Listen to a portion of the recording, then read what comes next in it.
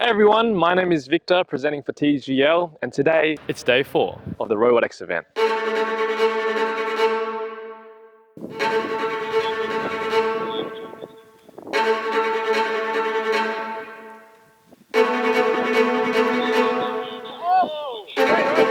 So we basically just tried autonomous landing for our drone there on course C,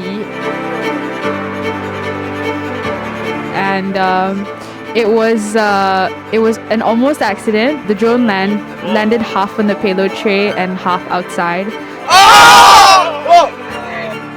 But we had a contingency, which is our net, which is on the side of the ASV, and the net saved us. So the net essentially caught it and saved us and saved all the work of the drone team. So yeah, we're really grateful for that.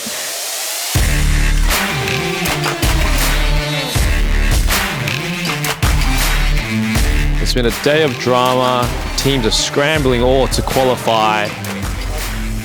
TGL has decided that we'd like to donate some donuts to the teams to help relieve the stress and bring some sugar and joy so that teams can focus on qualifying and doing their best.